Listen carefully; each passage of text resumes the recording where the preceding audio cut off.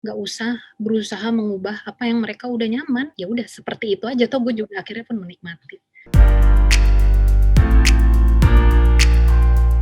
Kembali lagi bersama gue Jonathan N di Titik Balik. Kali ini gue sudah bersama seorang profesional, tapi dia sudah pindah. Tadinya dia kerja di Jakarta, masih kerja di kantor Jakarta, tapi sekarang dia sudah pindah base-nya di Bali. Nah, kita panggil saja langsung Yunike Kartini alias Keke. Halo Ke.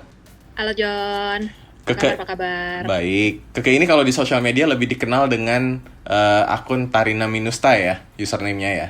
Sebetulnya banyak sih, jadi Banyak ya? Wow. sebetulnya Twitter Banyak jenis akun alter. April, mediumnya jenis April, tapi Instagramnya yang Tarina Minusta. Cuma karena banyak yang panggil yang Mbak Tari, ya udahlah Tarina Minusta aja. Baik. Kenapa namanya Tarina Minusta? Oke. Itu sebetulnya random banget sih. Itu ceritanya super duper random. Jadi pas gue bikin username ini, entah kenapa gue lagi baca artikel tentang Nokia. Nah, Nokia itu kan Finland. Terus gue cari aja translate gitu, Tarina Minusta itu kalau di Finnish itu artinya adalah my story. Ya udah, since Instagram itu isinya adalah tentang kehidupan gue, ya udah Tarina Minusta aja. Jadi kan itu juga lah kalau misalnya kita ala-ala marketing ini kan biar orang nanya artinya apa sih Kak, kira terjadilah engagement, tapi itu aslinya sebetulnya serandom itu artinya Tarina Minusta. Kepikiran ya, Gitu. bahasa Finnish berarti ya itu ya. Iya, waktu itu juga ada yang pernah nanya, oh Kak kok tiba-tiba random sih bahasa Finnish gitu ya, nggak tahu ya, random aja. Abisnya Yunis April udah dipakai di waktu itu akun Instagram gue yang black and white, dan sekarang udah gue ganti namanya ya. Kayak gitulah, galau-galau nggak jelas gitulah. Tapi akhirnya sekarang ya kayak personal brandingnya taunya Tarina Minusta karena lebih gedenya di Instagram gitu. Oke. Nah terus kalau buat perkenalan nih, kalau orang nanya siapa sih sebenarnya Keke ini, lo jawabnya apa? Kalau to be honest, sebetulnya gue agak menghindari ya kata-kata traveler karena begini, gue sebetulnya mulai semua ini, ya mungkin gue rasa semua orang yang sekarang traveling memulai semuanya dari hobi ya. Cuma kayaknya kalau sekarang udah era what so called KOL, influencer, kayaknya kalau traveler itu lo emang kerjaannya bener-bener hidup mati lo cuma buat traveling, bikin konten, sedangkan gue sendiri seorang Yunike Kartini ini itu sebetulnya masih anak kantoran. Jadi sekarang kalau boleh cerita dikit, gue kerja di salah satu perusahaan fintech di Indonesia sebagai social media manager. Dan kalau dibilang lo traveler nggak sih? Ya traveler, seseorang traveling kan.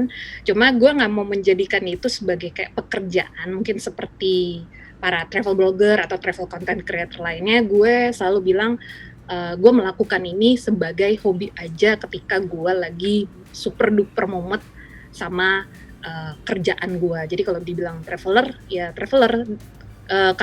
Kalau traveler adalah orang yang traveling, kayak gitu aja sih kalau gue. Tapi kalau dibilang profesi utamanya apa, bukan travel content creator sih, tapi masih orang kantoran, social media manager di salah satu perusahaan fintech di Indonesia. Gitu. Jadi masih budak korporat yang kebetulan hobinya traveling gitu ya? Tepat sekali Pak, karena ya pundi-pundi saya untuk mengeluarkan budget untuk traveling tetap dari kantoran gitu, karena ya for some reason, karena gue juga orang brand kan, jadi gue masih merasa kayak nggak mau diatur-atur apa segala macam gitu, walaupun opportunity-nya itu ada, tapi kayaknya mungkin nanti deh kalau gue akhirnya memutuskan untuk gue jadi freelancer atau either punya startup sendiri atau punya bisnis sendiri, tapi itu nanti aja deh kayak gitu. Right. Ini udah korporat. Betul. Dan kita akan menggali lagi tentang kepindahan lo ke Bali. Jadi lo udah 1 tahun atau 2 tahun ya? 15 Maret nanti 1 tahun. Oke. Sudah 1 tahun ya. Oke, kita akan ke situ nanti tentang kenapa sih si Keke ini bisa sampai pindah ke Bali dan bekerja di Bali. Tapi sebelumnya gue mau menggali dulu. Kan sebelum lo pindah ke Bali, lo memang sering traveling ya? Gaya traveling lo juga bisa dibilang adventurer, semi backpacking gitu ya. Nah, so far lo udah keliling Indonesia udah kemana aja? Ini cerita menarik sih. Kalau bisa jadi bilang yang traveler banget, ya gue suwun dulu nih sama yang emang udah para travel blogger lama. Karena gue sendiri kalau bisa dibilang rutin traveling dan ya kalau sekarang memang masih di Indonesia gitu, belum keluar. Bukan gak ada rezekinya sih, lebih ke arah since gue budak korporat ya. Begitulah ya, susah banget cari waktunya. Itu sebetulnya baru dimulai rutin banget itu sejak tahun 2018, jadi sebetulnya belum lama. Karena di situ mungkin kayak secara di kantor itu posisinya udah leader, berarti secara pendapatan juga gue udah bisalah yang kayak ya tetap travelingnya ala backpacker, tapi ketika lu udah punya tim lebih ke arah lu udah bisa punya mendelegasikan kerjaan lu sama tim lu sementara lu jalan-jalan, walaupun sebetulnya jalan-jalan lu itu tetap bawa laptop. Jadi awalnya itu adalah di tahun 2018. Kalau ditanya kemana, paling timur aja itu baru sampai Sumba. Kenapa nggak ke Raja Ampat dan segala macam? Ada alasannya, karena gue beberapa tahun kemarin, kalau sekarang sih udah ngerti lah ya dunia underwater dikit-dikit. Satu, gue nggak punya license, sedangkan kalau kita ngomong soal Indonesia Timur itu pasti bawah lautnya yang keren banget. Terus gue nggak bisa berenang dan gue fobia laut. Cuma mungkin habis gue tinggal di Bali ini, gue explore diving, ya we'll see lah, mungkin dalam beberapa bulan ke depan kali mau ke timur. Jadi paling timur Indonesia belum bisa dibilang juga 34 provinsi, tapi kalau tiap pulau ya kayak Sumatera, Medan, Lampung segala macam udah. Cuma kalau Maluku, Papua itu belum. Yang paling menarik yang mana? Yang paling menarik. Gue sempat melihat yang ketika lo kayaknya di Kalimantan ya? Ya. Sampai hutan di atas boat gitu kan? Benar-benar. Itu di Taman Nasional Tanjung Puting. Jadi kalau misalnya mau ditanya mana yang paling menarik, ya sebetulnya itu sih yang paling menarik. Karena satu, sebetulnya suka ke tempat-tempat yang turis Indonesia, kita nggak ngomongin kelasnya anak-anak travel blogger ya, kita ngomongin pariwisata orang Indonesia pada umumnya yang tidak mau ribet, kalau mau udah ada yang nge-planin, kalau mau istilahnya udah tinggal angkat koper aja, tinggal jalan. Nah kalau gue sebetulnya kayak, karena gue senang explore, maunya yang susah-susah nih. Kenapa? Karena ya satu, ya nggak bisa memungkiri nyari konten ya, biar lebih beda aja sih, dan lebih banyak ceritanya menurut gue dibandingkan misalnya gue hanya ya ke Bali lagi, atau ya teman-teman yang terlalu turistry. Enaknya ke sana itu sebetulnya satu, itu dijauhkan dari gadget, karena lu udah pasti masuk dalam hutan, itu ya udah HP ya udah buat ngerekam aja. Terus gue suka kayak kita tuh pakai kapal, terus nyusurin sungainya itu kurang lebih kayak 3 hari 2 malam. Ya kita tidurnya di situ, jadi kalau siang itu tuh di set kosong, jadi nggak ada kelambu, bantal apa segala macam, tapi kalau malam ya udah kita tidur di situ, nggak ada tembok, nggak ada apa. Breakfastnya juga di atas kapal di tengah sungai, dan tiap tahun pun ya peminat ke Tanjung Puting juga ya kita nggak bisa bandingin sama kayak orang ke Jogja sama Bali. Dan kalau kita ngomongin Kalimantan kan kayak orang taunya mungkin Pontianak karena kuliner, apalagi kan terakhir ada filmnya tuh kan si Lida Haruna gitu. Tapi itu yang menurut gua paling menarik, karena ya sesimpel nggak banyak juga orang Indonesia yang kesana gitu. Dan itu nggak serem ya, maksudnya kayak di kapal lo nggak tiba-tiba ntar loncat buaya atau ular atau apa gitu? Kalau gua jujur, gua lebih takut orang daripada binatang. Karena ya walaupun setelah di sana dijelaskan kayak buaya itu ya gini-gini, mereka juga sebetulnya ya kalau ada manusia mereka juga lari kayak gitu. Karena kan ya kita tahu lah ada mereka dalam kondisi lapar dan segala macam. Tapi kalau ditanya takut apa enggak, udah gue bisa bilang jawaban gue enggak, karena gue seneng banget sama segala sesuatu, perjalanan, trip atau apapun yang berhubungan dengan alam. Malah gue pengennya lebih dekat dengan alam, karena previously sebagai Jakartan, saya yang lo tau lah naik bus Transjakarta, menghirup polusi dan apa segala macam. Karena jujur kalau dalam traveling gue tuh lebih takut orang, kayak jambret atau ya apalagi gue nginep di kayak hostel waktu itu pernah waktu Ijen itu bener-bener yang kayak cuma gue doang terus yang jaga cowok, tapi ya udahlah demi murah. Jadi kalau ditanya takut nggak sih kalau alam atau binatang apa segala macam, enggak, karena prinsipnya selama kita gak ganggu mereka nggak akan ganggu. Right.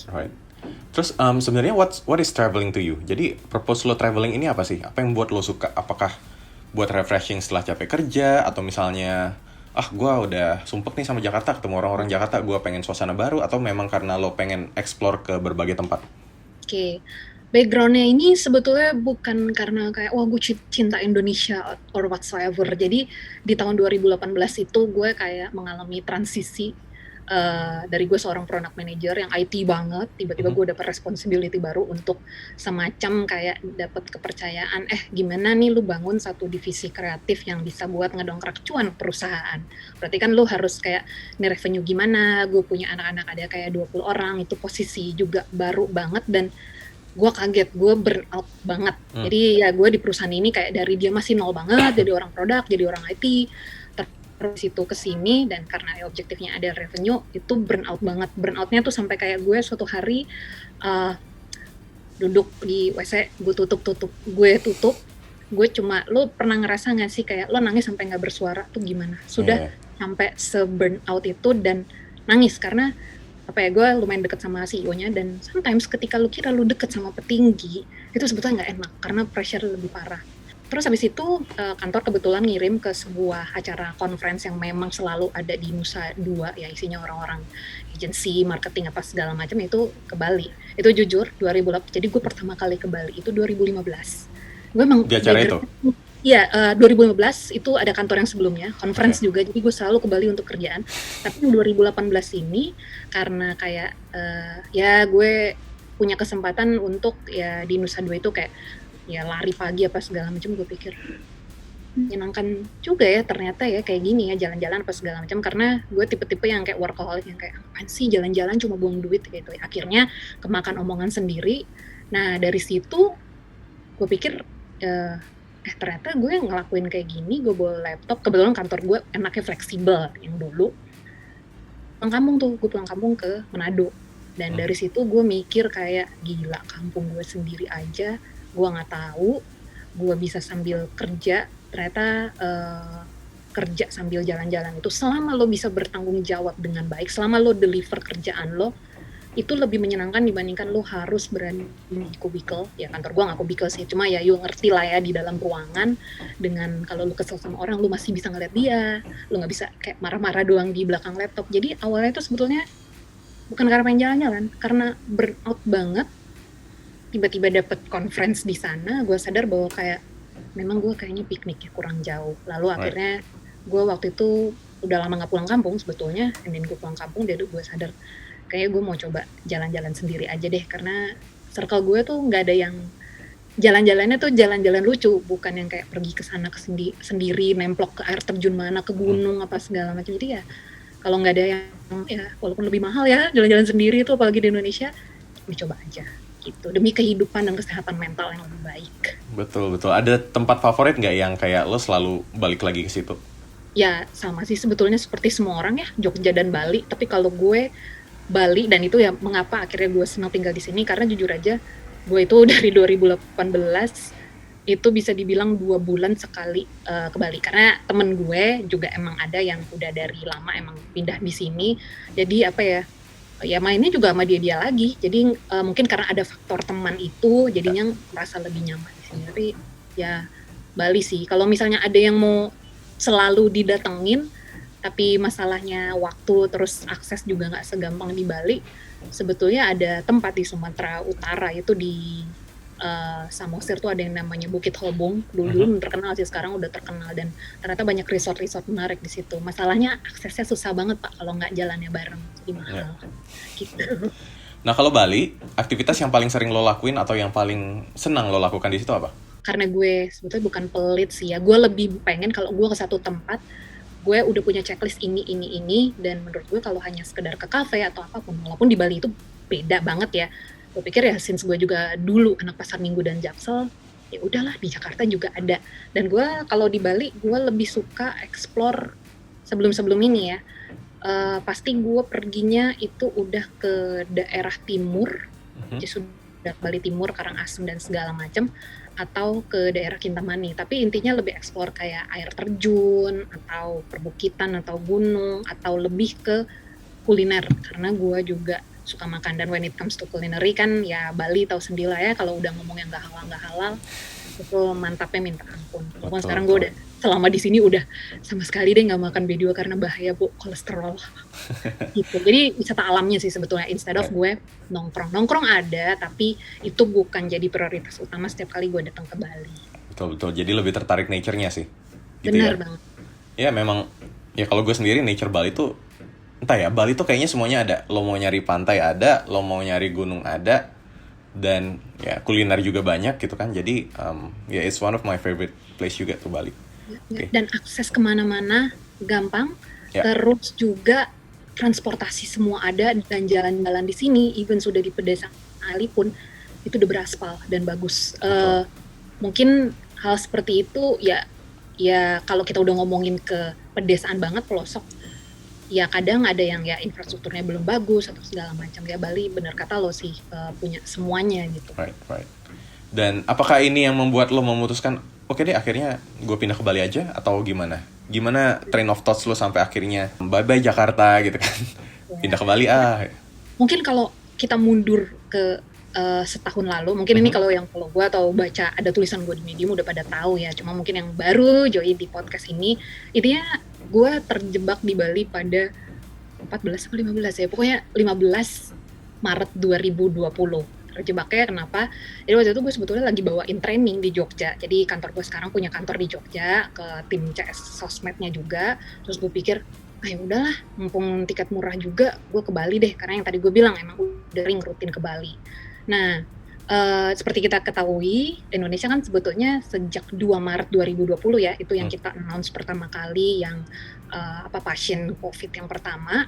Dan waktu itu kan ya pesawat belum kayak sekarang ya, harus ada antigen test atau PCR apa segala macam. Jadi orang cuma kayak, oh ini serius sih, atau ya masih dulu seperti itulah. Tapi kan waktu itu gue inget banget Sabtu Minggu sebetulnya dari siang dari kantor gue, dari leader gue udah bilang kayaknya ada kemungkinan kita akan di WFH-kan mulai besok Senin. Itu sebetulnya tiket gue tuh udah ada. Tapi begitu ngomong gitu malamnya gue pikir gini, pulang gak ya? Enggak, itu kayak ada panggilan yang bilang udah cancel aja tiket lo, cancel aja. Itu adalah awal sampai akhirnya ya gue ada di sini. Karena kenapa gue nggak mau balik ke Jakarta? Tadi gue mikir gini, gue kan orangnya sangat overthinking, tapi itu buat nge-planning juga. Gue pikir kalau gue balik Jakarta and things getting worse, gue malah nggak bisa kemana-mana. Dan gue orangnya cepet frustrasian gitulah, misalnya kerja pressure terus jangan gue bisa gila sendiri. Ya udah, jadi mulai dari situ pertamanya gue plannya cuma mau tinggal 1 minggu aja lah ya, paling ini kayak begini-begini mah sebentar gitu kan di hotel. Tapi gue ada suara juga yang bilang, udah hari Senin besoknya lu langsung cari kos aja. Dan benar ya, gue cari kos. So far di sini gue udah pindah 2 kali. Besok Senin gue mau pindah ke kosan gue yang ketiga. Dan ya awalnya adalah terjebak di Bali. Ya nggak menutup kemungkinan ya gue memutuskan untuk ya selamanya tinggal di Bali. Kecuali tiba-tiba kantor gue bilang, ya Eunike, we still wanna keep you, dan gak apa-apa deh lu kerja di Bali tapi seminggu sekali lo kontrol ke Jakarta. Oh, gue akan lebih seneng kayak begitu. Jadi awalnya adalah terjebak. Dan terjebak dan juga impulsif ya. Oh, tentu saja. tapi kalau gitu berarti kan sebenarnya lo masih ngekos di Jakarta waktu itu ya, dan ada barang-barang yang di Jakarta juga. Nah itu nasibnya gimana tuh? Gue orangnya tuh bukan yang kayak menjadikan kos-kosan tuh rumah yang homey banget. Walaupun gue di kosan itu udah sekitar 4 tahun, tapi bisa dibilang barangnya nggak banyak. Bajunya banyak, tapi barang yang kayak gue dekor kamar kayak orang-orang sekarang apa segala macam itu nggak banyak. Jadi banyak kan baju. Sekarang gue tinggal nyisa 3 kontainer aja sih di kosan di Jakarta karena ibunya baik banget, gue titip. Tapi barang kayak ya lemari apa segala macam kan punya di kos, itu udah tinggal di sana. Yang gue bawa ke Bali itu cuma dikit banget, karena jujur di sini ya ini ada bagusnya juga sih ya pandemi ya, jadi nggak perlu beli baju-baju bagus. Gue tiap hari pakainya ya udah nih kutungan hitam aja kemana-mana. Dan di sini kan ya sense gue juga lebih banyakan di rumah sih karena kerjaan banyak ya. Kayak gue nggak perlu show off siapa juga yang gue kenal di sini apa segala macam. Dan dari situ enaknya ya gue bisa nabung dan segala macam. Jadi barang-barang bisa dibilang tidak membebani. Baju akhirnya banyakan didonasiin. Yang gue ambil emang bener-bener krusial lah, kayak peralatan mendaki gue dan ya adalah beberapa surat-surat dan segala macam. Tapi itu semua udah beres di Jakarta. Kalau lu suruh balik Jakarta sekarang gitu ya bisa sih, tapi gue juga mesti ngurusin kos segala macam dulu karena gue nggak ada apa-apa lagi di sana. Orang tua juga kan tinggal di Manado, jadi gue nggak ada apa-apa lagi di Jakarta gitu. Right. Nah terus selain yang tadi, selain baju segala macam, menurut lo apa lagi yang berubah dari gaya hidup lo semenjak pindah ke Bali? Ini menarik sih ya. Satu hal adalah gue di pekerjaan sesibuk apapun. Jadi dulu gue sebetulnya sampai sekarang punya anger issue sih. Gak tahu ya, itu lebih ke arah kalau gue ngelihat hal yang kayak aduh lu, ya sebetulnya ini salah sih ya, kan orang tuh beda-beda ya pemahamannya. Gue kadang-kadang suka yang kayak masa lu gini aja nggak ngerti sih apa segala macam. Entah kenapa sejak gue di Bali, perilaku gue terhadap orang-orang di pekerjaan gue ya, tenggat juga tempat gue yang baru ini juga gue baru pindah kan 2020, jadi pekerjaan baru. Gue lebih kayak woles sama orang, lebih kayak pengertian, karena dulu tuh yang bener-bener bosi banget, terus habis itu lebih di karakter sih. Karena kadang-kadang gue pikir di sini, ke lu dikasih sama, walaupun gue tuh nggak religius banget ya, tapi lu tuh dikasih Tuhan sebuah privilege untuk bisa stay di Bali saat orang-orang harus apa namanya, ya mungkin kalau gue bandingin Jakarta lah ya, dengan kehidupan lu yang gini, lu masih tetap punya pekerjaan, ngapain sih lu mesti misu sama orang, ya udah syukurin aja. Dan setiap kali gue stres gue pikir gini, udahlah nggak apa-apa gue stres, nanti juga jam 4 sore gue lari di Sanur. Jadi gue pikirnya kayak itu perubahan yang terjadi. Kedua, sebetulnya perspektif gue melihat Pulau Jawa dan Jakarta, kebetulan gue dulu kerja di media, dan gue selalu bilang sama jurnalis-jurnalisnya, padahal banyak loh media-media lokal tuh yang bisa kita angkat beritanya, tapi kenapa segala sesuatu tentang Jakarta? Sekarang gue kalau ngikutin sesuatu di Twitter, kayak, ya terutama Twitter ya, mungkin karena gue followingnya banyak orang Jakarta, tapi yang gue lihat adalah, oh ini tuh perspektif yang berbeda ketika gue berada bukan di ibu kota negara, tapi juga bukan yang pelosok banget. Perspektif gue dalam melihat apa sih yang dulu kayak apa-apa ada yang baru buka apa segala macam, kita harus berbondong-bondong ke sana, terus selalu hype-nya apa, kayak gue nggak tahu ya, kayak mungkin kadang-kadang tuh orang Jakarta apa cuma bukan di Twitter aja ya, kayak cepet ke trigger kalau ada sesuatu, terus merasa bahwa ini juga ngaruh sih ke strategi gue saat marketing. Gue selalu bilang, orang tuh bukan cuma Jakarta, Bandung, Jogja, Surabaya loh, gue lebih mikirin ada Medan, ada Kalimantan. Jadi selain satu tadi lebih ke anger issue gue udah mulai menurun, perspektif gue terhadap ngelihat Jakarta juga jadi kayak, oh dulu gue tuh cuma kayak terkukung di kayak tempurung, ternyata sebagai outsider di luar Jawa dan Jakarta gini tuh ngelihat orang Jakarta tuh begini kayak Oke, gitu. gimana tuh? Aduh, terjadi julid. Nah, ya. Point of view yang lebih netral aja lah. Mungkin gue ngomongnya spesifik lebih ke sosial media ya. Right. Kadang-kadang misalnya gini, walaupun sebetulnya sekali lagi ukuran kebahagiaan orang beda-beda. Jadi kalau misalnya gue di sini ya, mall di sini jujur aja bener-bener orang kesini buat emang ya lu belanja. Gue ngomongin mall yang di Denpasar ya, karena kalau gue ngomongin mall yang di Kuta kayak Beach Walk itu memang isinya rata-rata turis semua. Tapi orang lebih menikmati hidup di sini kayak duduk-duduk di warung kopi atau duduk-duduk di pantai, karena ya kita ya, gue ngomong aja misalnya gue tinggal di Pasar Minggu, terus gue mau ke Ancol, gue harus bayar cuy, terus jauh. Sedangkan di sini gue jalan kaki, kalau gue lagi niat banget itu kayak setengah jam, naik sepeda tuh 10 menit. Gue merasa kehidupannya tidak terburu-buru kayak gitu. Gue merasa di sini gue harus imbang dengan terburu-buru di pekerjaan, apalagi gue kerja di startup. Tapi orang-orang di sini bukan lambat, tapi kayak ya mbok tunggu dulu gitu. Jadi kayak di Jawa nih ya, kayak tunggu dulu, pelan-pelan aja, pasti semua bisa diatasi. Menikmati hidupnya tuh sederhana, kayak lo ke pantai, makan lumpia, beli minuman yang bisa lo sendiri dan segala macam, and for some reason itu udah happy buat mereka. Yang menurut gue dulu sebelum pindah Bali, bahagia tuh ya yang gue harus selalu sama teman gue. Bahagia tuh yang harus kayak gue ngelihat orang lain dan gue harus sama kayak dia. Di sini jujur mungkin kalau pernah denger ya orang-orang bilang, ya di Bali mah orang melulu gua ya. Itu ternyata bener, kayak lebih memikirkan apa, bukan egois juga, tapi kayak ya urusanmu, urusanku, nggak segala sesuatu yang mewah juga tuh kayak nggak ada satu standar yang menjadi standar orang banyak. Kalau di Jakarta kita lihat kayak gampang banget diseret. Ini semua pada kesini, ada coffee shop dengan branding persen baru launching, kayak semua merasa itu adalah standar gue untuk jadi orang keren. Ya di sini nggak ada sih kayak gitu. Kalau kita ngomongin hidup berdampingan dengan orang Balinya ya, kalau kita ngomongin turis ya udah pasti udah beda objektif lagi, karena pasti mereka nyarinya tempat yang hype. Apa ya, gue seneng menghirup pagi-pagi tuh kayak sebelah gue aja di bawah kosan, karena gue kosan lantai 2, kayak kan suka ada canang ya pagi-pagi ya. Itu hal yang mungkin kalau misalnya terpaksa banget nih gue balik ke Jakarta, itu hal yang akan paling gue rindukan. Pagi-pagi dengerin, mungkin kalau orang muslim ada sholat 5 waktunya, gue lupa nih namanya apa, sehari 3 kali, itu dari pura terdekat terdengar ada suara-suaranya, memulai hari dengan ketidak terburu-buruan. Orang di sini nggak ada yang tatet, masih lampu kuning udah tatet, dan semua selalu berhenti di belakang garis. Itu gue yang kayak, ya kan mungkin karena gue orang Jakarta, gue nggak tahu ya ini di kota lain ya, Semarang mungkin Jogja segala macam, cuma gue kayak, dan lu kalau misalnya lu agak selewat, misalnya nih kayak gue sama temen gue kan Vespanya plat B gitu, ya kita malu sendiri akhirnya kalau kita agak ke depan. Jadi orang tuh sabar, dan gak ada juga yang kayak, ya itu sih kayak habit-habit kecil sebetulnya, tapi itu yang bikin gue kayak ya udah santuy aja lah hidup di sini kayak gitu. Nah, apakah bisa dibilang sebenarnya Bali yang lebih santai, lebih slow pace, dengan apa ya, dengan banyak yang bisa memfasilitasi lo untuk menikmati hidup dan juga nature mungkin ya?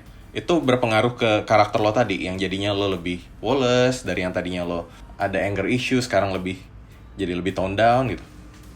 Kalau misalnya itu sih yang paling gue rasain ya. Sebetulnya ya sampai ada satu temen gue, jadi ada temen gue di Lombok yang dia emang akhirnya kerja di Bali terus dekat. Dia sampai bilang kayak, lu tuh dulu waktu sering liburan ke Lombok, lu tuh selalu membawa kejakartaan lo. Gue bilang, kejakartaan gue apa? Iya, selalu mandang orang-orang di luar Jakarta ya adalah orang desa yang gak ngerti apa-apa, padahal juga ngerti kok, karena kita sama-sama punya internet kayak gitu. Oh, terus gue bilang, terus gue sekarang kayak apa? Ya lu lebih woles, terus apa namanya, dalam hal ngotot-ngototan lu yang paling tahu itu udah sangat jauh berkurang dibandingkan awal-awal yang lo kayak apa ya, mungkin ini yang gue sadari, agak sedikit menyepelekan orang, karena gue pikir kayak gue udah superior banget, tanpa gue diskreditasikan orang-orang Jakarta ya, karena nggak semua, kita nggak boleh ngejudge, tapi gue akan cerita tentang gue sendiri ya, gue kayak begitu, suka kayak emang lo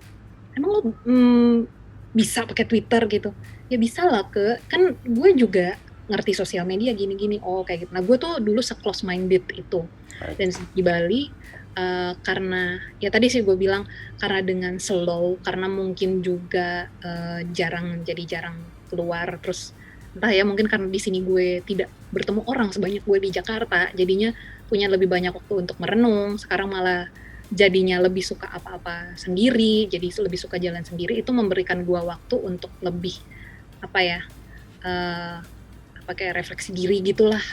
Lu apa namanya, masa udah tinggal di Bali, yang di Bali itu kan ada 3 hal, mereka keseimbangan antara di atas Tuhan, alam, dan sesama. Lu selalu ngomongin itu ke followers lu selalu cerita tentang diri lu di Bali gini apa segala macam. Tapi pas awal-awal sebetulnya gue cuma ngomong itu as konten, ini jujur-jujuran aja, tapi makin gue kayak, ih palsu banget ya kalau gue cuma ngomong kayak gitu ke followers gue, tapi gue sendiri nggak berubah. Dan akhirnya ya pelan-pelan itu bisa berubah, karena mungkin gue nggak tahu ya, mungkin gue karena sedikit bertemu manusia di sini, atau menurut gue ketemu strangers dan ngobrol dengan mereka itu lebih enak dibandingkan orang-orang yang emang kita kenal misalnya di kantor atau teman-teman di circle ya, misalnya anak-anak kreator apa segala macem. Jadi kalau dibilang itu berubah, iya berubah, karena ya tadi lingkungannya sih yang bikin gue berubah. Terus tadi setiap gue pikir gue punya masalah dengan kerjaan, misalnya stres apa segala macam bla bla bla, gue pikir kan gue kan nggak harus kayak liburan keluar kota, kayak 3 hours away gue udah bisa diving dong, atau kayak paling mentok 3,5 jam ke Bali Barat, lu udah bisa lihat tempat yang lu udah bisa lihat kayak Taman Nasional Bali Barat, lu mau nyebrang ke Banyuwangi bisa, atau lu cuma mungkin kayak 45 menit ke pantai yang ada di Gianyar, yang orang nggak terlalu tahu banyak bahwa Gianyar juga punya pantai pasir hitam yang bagus. Cuma duduk-duduk aja, gue menemukan kenyamanan itu dengan alam ya, terutama itu sangat-sangat dipermudah di sini. Dan mungkin kalau mau ngasih tahu perbedaan yang paling gila banget ya itu, akhirnya gue sadar kehidupan gue nggak bagus banget tuh sampai Juli. Gue akhirnya, ini gue sempet cerita juga, gue lose weight itu sampai sekitar 10 sampai 12 kilogram, karena satu habit hidup gue udah nggak benar, gue sadar itu. Dan ya itu cara untuk semacam apa ya, membuang dosa-dosa lama mungkin, membuang habit-habit yang gak bagus mungkin. Jadi gue merasa kayak gila ya, selama gue di Bali kok kehidupan gue, ini belum setahun kan, tapi kayak udah bisa banyak banget yang berubah. Sedangkan ya bertahun-tahun gue di Jakarta kayak ada yang menahan gue untuk berubah, kayak selalu ada waktu nanti, tapi ya gak kejadian-kejadian karena egonya itu masih kuat. gue juga nggak tahu what kind of power yang ada di sini ya. Kalau kita udah mau ngomong magis mah panjang lah ya, tapi itu sih yang gue rasakan, kayak lebih mudah untuk gue pengen berubah ke arah yang positif dibandingkan gue Jakarta. Sekali lagi itu untuk diri gue ya, gue tidak mengeneralisasi orang lain. Itu sih Yun. Kayaknya ketika di Bali kan beda dengan Jakarta yang kita ketemu orang dan juga sudah sibuk dengan kerjaan, sudah lama tua di jalan macet-macetan gitu kan. Jadi kita nggak ada waktu untuk diri sendiri, untuk ngobrol sama diri sendiri. Nah mungkin ketika lo ke Bali, lo ada banyak waktu untuk explore, untuk ngobrol sama diri lo. Sebenarnya lo ini siapa, lo ini maunya apa gitu kan. Dan itu juga berpengaruh ke perubahan karakter lo. Jadi lo kayak apa ya, finding yourself lagi lah. Dibilang finding yourself sih, gue malah merasa jangan-jangan ini adalah diri gue yang baru karena udah ngaruh umur juga kali ya. Mungkin waktu under 30, gue sekarang April udah mau 35, mungkin itu ngaruh juga. Tapi gue merasa kalau lingkungan kita juga nggak nge-support kita, mungkin kita ada keinginan untuk berubah gitu, tapi kita ngeliat lingkungan kayak gue sama aja, ya udahlah gue juga nyaman-nyaman kayak gini aja. Tapi ini sebetulnya lebih ke arah beradaptasi, tapi beradaptasinya akhirnya membawa perubahan yang super duper jauh lebih positif buat minimal buat gue. Kayak gitu. Nah terus ketika lo pindah ke Bali ini, awal-awal struggle-nya apa tuh ketika lo beradaptasi? Struggle-nya apa ya? Struggle-nya cuma satu, gue nggak bisa bawa motor. Jadi gue nggak bisa lang buana kemana-mana sendiri, serius itu doang. Jadi gue either agak costly sih, jadi gue mesti ada akhirnya gue di sini punya driver rental pribadi.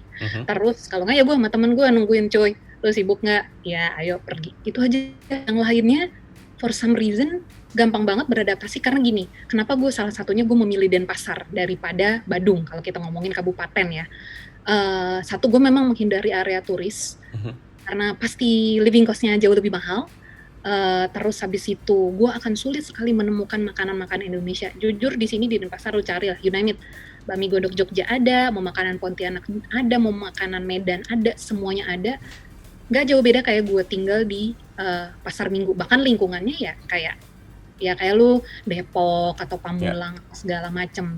Itu jadi bikin gue tidak sulit, sama sekali tidak sulit beradaptasi. Mungkin karena ya gue juga kayak ya udahlah, yang penting masih hidup, masih makan, pandemik ini sama sekali puji Tuhan sampai sekarang sehat walafiat, bahkan pilek sekalipun nggak pernah. Jadi gue pikir tidak ada yang sulit sih dalam beradaptasi. Sulitnya waktu itu karena ya awal-awal itu abis nyepi, tiba-tiba ya pemerintah Bali memutuskan hari itu tambahan nyepi 1 hari lagi dan gue nggak nyetok makanan apapun. Tapi udah terlepas dari itu, adaptasi tidak ada sama sekali yang menyulitkan. Kalau ngomong soal harga apalagi ya murah banget. Iya, living cost dibanding Jakarta jauh lebih murah lah ya sana ya. Benar. Dan ini juga karena lo tinggal di Denpasar. That's actually a good insight loh. Jadi kan Denpasar mungkin ya lebih ramai penduduk, juga lebih murah karena kan bukan daerah wisata banget ya. Wisata kayak gitu. Dan selain itu ya Denpasar juga bisa dibilang kan yang tinggal kan emang orang-orang di sini. Walaupun gua ke Sanur pun, Sanur itu kan memang sudah tempat wisata, tapi kan era Sanur tuh kayak udah lewat, dan di Sanur itu lebih banyak oma-opa yang mereka udah pakai kayak retirement visa. Jadi kalau lu hidup di Sanur itu banyak kan akan ngelihat yang kayak mami-mami, tapi bukan yang mami-mami muda ala Canggu, tapi yang mami-mami keluarga banget yang dorongin anak pakai stroller. Kalau nggak oma-opa yang nongkrong-nongkrong sambil nge-wine sore, tapi bukan yang nggak ada jedang-jedung. Dan gue rasa mungkin karena gue old soul, gue merasa ya udahlah, ini tempat gue dibandingkan ya beberapa teman-teman Jakarta gue ada yang udah stay di sini sampai 3 bulan karena mungkin ya mereka lebih suka yang sering datang ke beach club, terus yang lebih yang cafe atau segala macam, mungkin itu cocok mereka di sana. Itu sih tinggal di gue di Denpasar Selatan, tepatnya di Sidekarya, yaitu memang area banyak pendatang juga. Kalau kita ngomongin Sidekarya itu deket sama Panjer. Nah Panjer itu paling banyak pendatang dari orang Jawa apa segala macam bla bla bla, itu nama gitu. Kalau gitu kita ngobrol soal kantor. Nah, kan lo juga bilang tadi kantor lo sebenarnya juga mendukung ya buat karyawan-karyawannya juga kerja remote. Nah, tapi semenjak lo kerja remote ini dan apalagi di Bali, ada nggak sih problem-problem tertentu yang muncul di pekerjaan? Problem paling utama gue rasa di tiap orang ber-WFH sejak pandemik ini pasti adalah komunikasi. Karena kita kan gue komunikasi kebanyakan itu ya kalau meeting aja kan kita kedengaran suara, tapi kadang-kadang koordinasi yang kecil-kecil via Slack atau via WhatsApp atau email kan intonasi suara kita itu kan nggak kedengeran ya. Kadang gue bacanya kayak datar, bisa jadi orang mungkin yang baperan bacanya ini Kakak marah apa punya problem apa sih, itu yang paling gue rasakan. Problem lainnya itu adalah ya ternyata WFH itu kadang mungkin ya setelah kita 1 tahun semua nih ber-WFH mungkin nggak buat semua orang karena bukannya gue mau agak nge-push ke orang juga ya, tapi sebetulnya ekspektasinya ketika jam kerja kita tuh ya jam 9 pagi sampai jam 6 sore, ya diharapkan WA-nya standby, selama itu bukan jam makan siang ya, WA-nya standby, Slack-nya standby, dan apa segala macam. Mungkin agak susahnya tidak semua orang fast response gue gitu. Kalau gue kan emang karena ya HP gue gimana gue nggak mau lihat orang, kalau misalnya gue away dari kerja juga gue liatinnya sosmed kan, jadi ya since kerjaan juga sosmed, jadi nggak mungkin gitu. Cuma ya itu ada kendalanya yang tadinya kendala akhirnya gue harus punya pengertian terhadap orang lain adalah tidak semua orang se-fast response lu dan tidak semua orang, ada juga orang-orang yang memang kalau mereka lagi in the zone buat ngerjain deck atau apapun, mereka bisa lo tutup banyak window, sampai itu window WhatsApp atau Slack segala macam semua dimatiin demi itu bisa selesai. Mungkin yang kalau mereka banyak distraksi 1 jam, mungkin mereka goals-nya 30 menit. Nah itu sih yang gue pahami, bahwa gue nggak bisa terlalu nge-push orang. Yang tadi komunikasi, intonasi di email nggak bisa kelihatan, terus nge-push orang. Dan yang ketiga itu sebetulnya ada hal-hal yang apa ya, jadi agak kendala. Kan gue kerja bareng agensi juga gitu, jadi kalau ada syuting dan apa segala macam, untungnya akhirnya ya banyak kan teknologi baru, yaitu Zoom-nya bisa di-capture langsung dari kameranya dan klien bisa preview, walaupun awal-awal itu karena biasanya syuting kita lihat langsung immediately, itu jadi lebih mudah. Itu sebetulnya agak ada sulitnya karena gue juga banyak bikin konten video kan.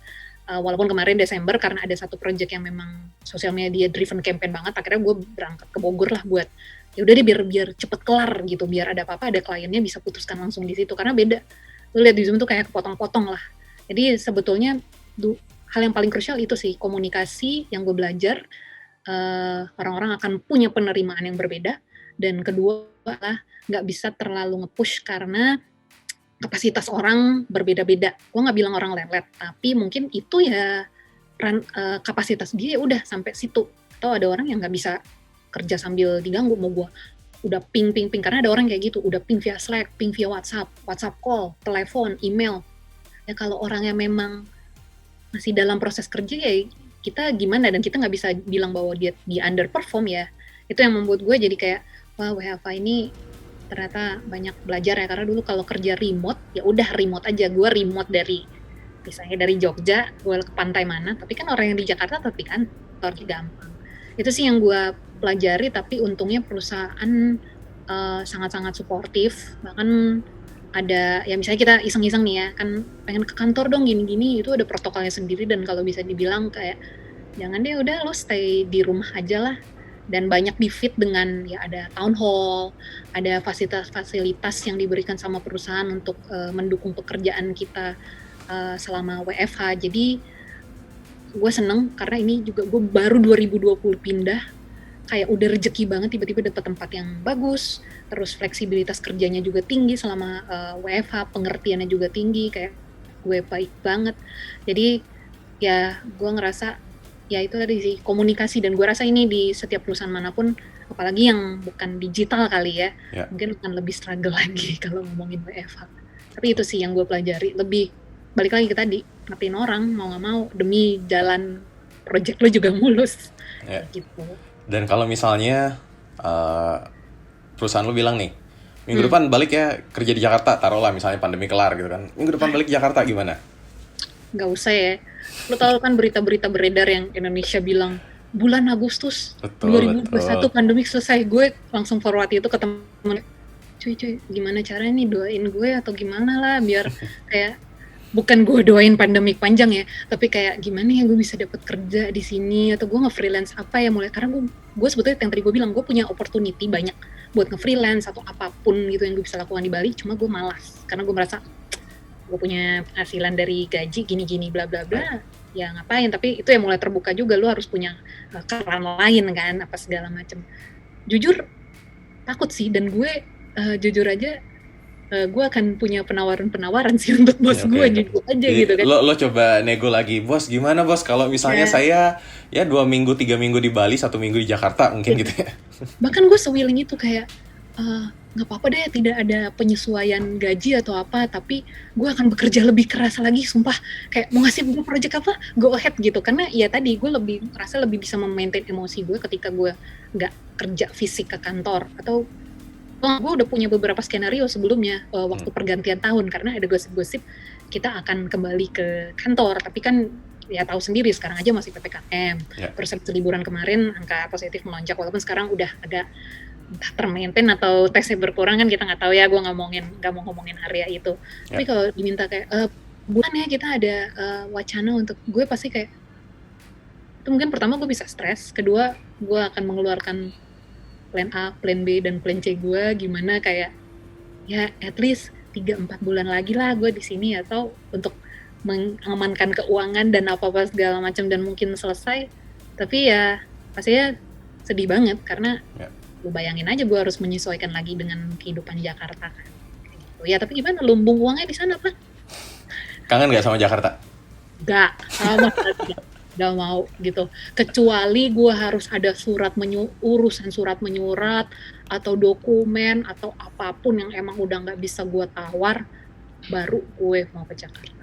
Ya jangankan ya, ini orang-orang aja ya, beberapa teman gue aja kayak masih sempat ke Labuan Bajo, masih ke apa, gue udah nyaman banget di Bali karena ya ini aja udah setahun.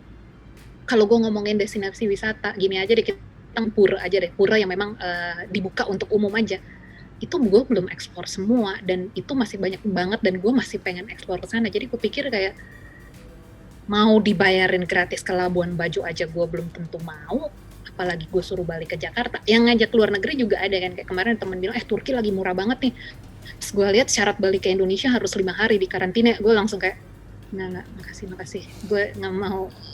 Gue orangnya bosenan, gue bisa stres kalau kayak gitu. Jadi disuruh balik ke Jakarta mau nggak? Kayaknya kalau gue bisa se-ekstrim dibayar, enggak sih, jangan deh, kalau dibayar ratusan juta aku mau sih, kan nanti yang penting bisa bolak-balik Bali. Cuma kalau untuk sekarang gue, lo gimana kalau balik ke Jakarta? Nggak dulu deh bos, di sini aja dulu udah enak. Ini juga kan belakangan ini lagi banyak influencer yang memutuskan untuk pindah ke Bali, baik itu temporer gitu atau mungkin permanen juga gitu. How do you see this? Di kosan gue ada 2 orang. Mungkin kalau boleh sebut, satu yang mungkin tahu ya, travel blogger, namanya Satya Wini. Satu lagi pas banget sebelah kosan gue ada namanya Patricia lah, dulu kayaknya petualang cantik. Jadi ya gue rasa sebetulnya karena mereka full time content creator, sebetulnya bagus di Bali. Karena apa? Lu mau bikin konten apapun itu akan terlihat cantik dan tidak costly, karena yang tadi gue bilang, gue ke Sanur itu cuma kayak naik sepeda nih ya, nggak naik motor ya, itu 10 menit. Lu mau cari review konten kuliner apapun, kita nggak usah ngomong Canggu deh, kita ngomong kayak di Denpasar aja, ada tempat itu yang ya waktu itu pernah gue post, Denpasar Rasa Ubud, dan itu cuma kayak 30 menit, lu udah bisa dapetin tempat-tempat itu. Oke lah, mungkin kalau tempat-tempat itu kayak banyak kali ya di Kemang, tapi ketika kita ngomong mau konten gunung, kita mau konten laut, atau teman-teman mau kayak foto sambil diving dan bawa produk apa segala macam, itu kan hal yang nggak doable kalau kita di Pulau Jawa. Apalagi ketika tadi ya udah ngomongin diving, ini karena mungkin gue udah biasa di Bali, jadi perjalanan 3 jam ke timur pun menurut gue udah kayak ya udah selewat aja, bawa tidur aja tahu-tahu udah bangun. Itu sih yang gue lihat, dan memang sebetulnya udah banyak kan konten kreator yang di Bali, kemudahan dalam cari background buat bikin konten itu mudah banget, ngedukung banget. Dan apalagi penerbangan dari Bali misalnya mau ke beberapa daerah di Indonesia, itu kayaknya udah lagi banyak nih yang buka penerbangan baru jalurnya Bali. Jadi ya apa ya, good for them juga sih, nggak ribet, komunitasnya juga di sini, pertemanannya. Walaupun kalau gue sih jujur gue nggak pernah sih, karena gue tetap anak kantoran, jadi kalau tiap kali mau diajak jalan apa-apa, maaf ya meeting gue nih belum kelar nih, masih ada 3 call lagi, kayak gitu. Tapi gue ngeliatnya bagus untuk ya bikin konten, apalagi kalau lu tipe-tipe lifestyle banget ya, lifestyle beauty, ya udah fix banget lah lu di Bali lah. Traveler juga kan, mau tiap hari bikin konten naik Batur juga ayo selama kuat gitu. Jadi pas sih, Right. walaupun gue bilang Jogja juga keren gitu buat konten kreator Jogja, apalagi anak-anak Bandung. Tapi yang tadi bilang Bali punya semuanya, aksesnya tidak sulit, harganya dari yang murah banget sampai mahal banget ada. Dan kalau lu mau merangkum semua destinasi wisata alam, ya udah itu udah di Bali, nggak usah kemana-mana lagi gitu. Right. Right. Kalau misalnya ada tips atau pesan apa nggak buat teman-teman yang mungkin kayak, ya kita kan not everyone have the luxury ya buat pindah ke Nah, Bali juga. Bisa jadi ada pekerjaan yang harus masih tetap WFO juga, mungkin ada keluarga yang nggak bisa dibawa gitu. Kira-kira menurut lo ada tips nggak how to experience that yang lo rasakan di Bali tapi di kota masing-masing? Oke. Pertama, ini yang paling krusial banget sih kalau menurut gue ya. Kenapa gue bilang ini privilege? Satu, gue umur segini dan single. Kedua, yaitu permasalahan teman-teman gue tuh kayak, gue pengen banget sama lo. Kalau gue sama istri gue atau gue sama suami gue juga belum punya buntut, pasti kita kayak lo. Ya seperti itu. Jadi gue bukan menyarankan, tapi gue bilang akan lebih mudah ketika Anda single. Ini single beneran ya, bahkan lo nggak punya pacar. Karena lo punya pacar, lo pasti LDR dan akan terjadi percekcokan. Kedua adalah, ini yang paling penting banget. Jangan setiap kota, setiap daerah di Indonesia itu punya budayanya masing-masing. Apalagi kita ngomongin Indonesia, punya kayak kearifan lokalnya masing-masing. Jangan pernah lu pindah ke satu tempat. Ini juga sama sih mungkinnya kalau lu pindah ke luar negeri dan lu bandingkan dengan tempat lu sebelumnya. Misalnya kayak, di Jakarta ada ini. Ya kita ngomongin Indonesia ya, orang kan mikir Jakarta udah yang paling tinggi gitu kan. Di Jakarta ada ini, padahal pindahnya ke Surabaya. Gue Surabaya juga keren banget gitu kan. Di Surabaya nggak ada, orang-orang Jakarta tuh lebih begini, orang di sini kok kayak lama banget sih penerimaannya, kayak nggak ngerti gini-gini. Itu sih yang gue pikir kayak, kalau lu sudah memutuskan, apalagi pindah ya, itu kayak, ya tadi gue bilang, coba tinggalkan dikit ke Jakarta atau ke kota besaran Anda, untuk bisa beradaptasi dengan, dan mengikuti alur kehidupan yang tempat lo pindah dimanapun di Indonesia. Karena kalau nggak begitu, dan lu tetap act like, orang-orang yang, gue bilang aja ya, kayak orang-orang kota yang merasa lu datang dari kota, lu pengen mengubah daerah ini atau apa, itu nggak akan berhasil sih. Karena ya mereka udah nyaman dengan hidupnya, yang lo kira mereka kayak, lu betah sih cuma kerja kayak begitu, ayo dong lu. Ya, ini gue belajar juga, bikin startup dong, atau apa, bikin teknologi ini dong, apa segala macam. Lu petani, sini deh gue bikinin aplikasi gini-gini. No. Nggak semua orang bisa lo gituin. Jadi tadi, mungkin kalau gue pribadi, pastikan lo single. Terus habis itu jangan pernah membawa apapun yang spirit semangat iya ya, tapi kayak pikiran-pikiran yang mindset kota besar lo. Dan yang terakhir pastinya adalah, ini privilege, walaupun gue pindah, kenapa gue bisa tetap nyaman, karena ya gue bisa dibilang privilege gue adalah pindah ke Bali tapi dengan salary tetap salary Jakarta. Akan berbeda cerita misalnya gue akhirnya resign dan gue akhirnya harus jadi freelancer beneran, gue mungkin punya consultant agency buat sosial media sendiri dengan marketnya di Bali, spendingnya akan beda dong dengan orang-orang atau brand di Jakarta. Jadi tadi single, kayak relationship status lo, terus jangan membawa ke kota besaran lo, dan pastinya kalau benar mau pindah itu hitungan budget sih. Kalau gue kan terjebak, itu sih 3 hal itu sih kalau menurut gue tips. Kalau nggak cuma Bali tapi any place di Indonesia, atau mungkin saya mau keluar negeri someday. Right, dan mungkin itu tadi yang dari kata-kata lo, kan ketika misalnya, mungkin karena gue juga di Jakarta, ya tadi kayak ketika teman-teman lo anak-anak startup, mereka termotivasi untuk bikin startup baru lah, atau kerja yang sangat produktif gitu kan, yang sangat ambisius gitu.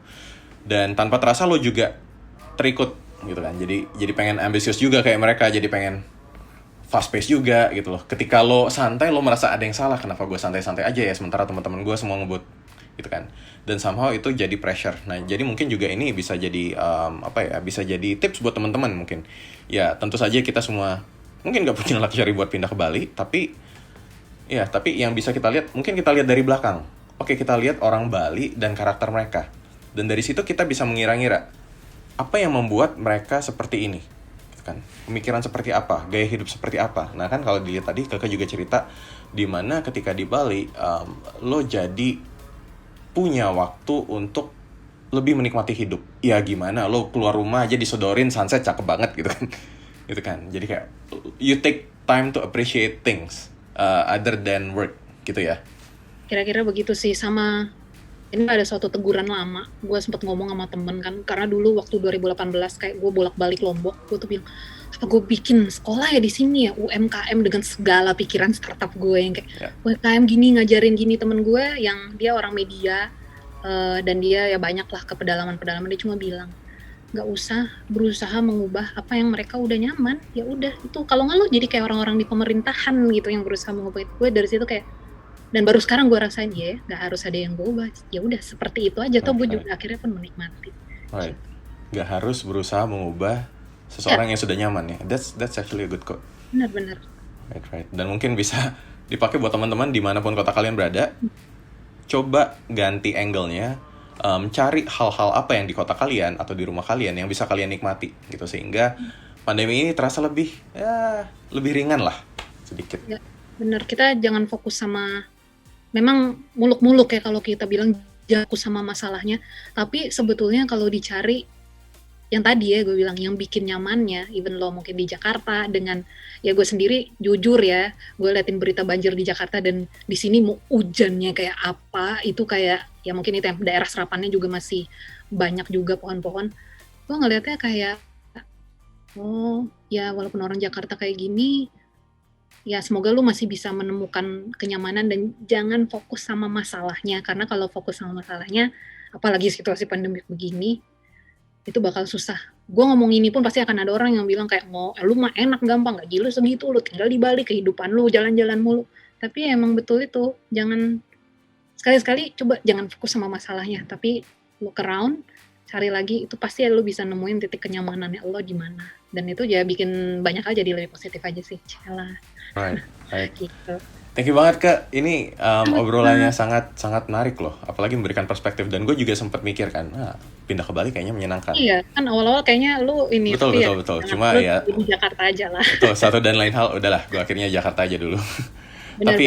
Iya, mungkin juga bisa jadi pertimbangan dan nambah perspektif buat teman-teman untuk memikirkan kehidupan jangka panjang seperti apa. Apakah misalnya, bisa nih pindah ke kota lain, atau misalnya gimana caranya di kota sendiri tapi perspektifnya yang diubah sehingga kita juga jadi lebih legowo, lebih bisa menerima dan juga lebih zen lah ya kalau kata orang-orang. Asik.